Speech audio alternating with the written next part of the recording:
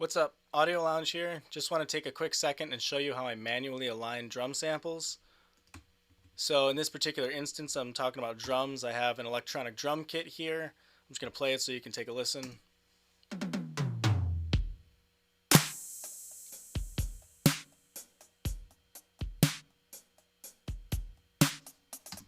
Sweet. So I really like this drum sound, and basically what I have going on here is this red track is the main snare. And then I have all these green ones here that are overdubs. There's like electronic samples or other claps and things throughout the song. And what I noticed right off the bat is that some of them have just some flamminess to them, or they're not completely lined up with that main snare drum. So what I want to do is go through them and manually align them, just so that there's no unwanted kind of flams or noise throughout the song. Sometimes, people use trigger plugins or, things of the sort to accomplish this for them. I'm not doing that in this particular instance because there's the same track might have like a clap and a snare sample on it, so I can't just drop any one sample into any sort of trigger plugin and just let it ride through the song. So I did this manually, and if you get pretty quick with it, this whole process out of all these samples only took me maybe 15-20 minutes. So I'll show you how I do it. Basically, this first one's a really good example. It's got a nice flam here.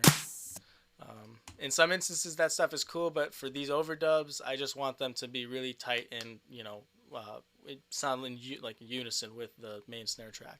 So all I'm going to do here in Pro Tools is make sure I have tab to transient enabled up here, and I'm going to go to my snare track and I just duplicate it, and I use this as a template. I might even rename it, but that's just in case I screw something up. I have this actual snare track up here intact, just if I need to go back for whatever reason. But then I'll come down to this sample, and I'll use that tab function. Hit tab brings me to the transient. I'll use Command E to make a cut in the clip, and then I'll use Command E one more time, and then I'll highlight this, use Command C or Command X, and then I'll come up to my template, use tab to transient one more time, but instead this time I'm going to use Command V to paste that clip from down here. So now I have the sample there, and I'll just drag that a little bit back since it's the beginning, the very first hit. And for the second one, what I'll do, tab to transient, Command E, Command X.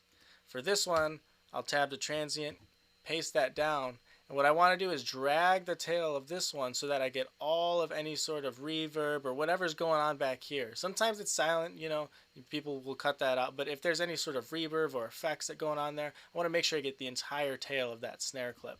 And I'm just really picky about it. I like to see it all continuous one track. So then you'll notice you see the transient of the next sample coming through.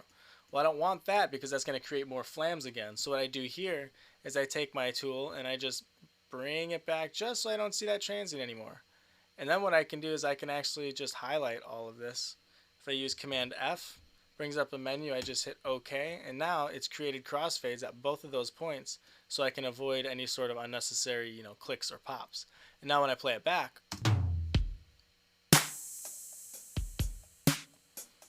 they sound great.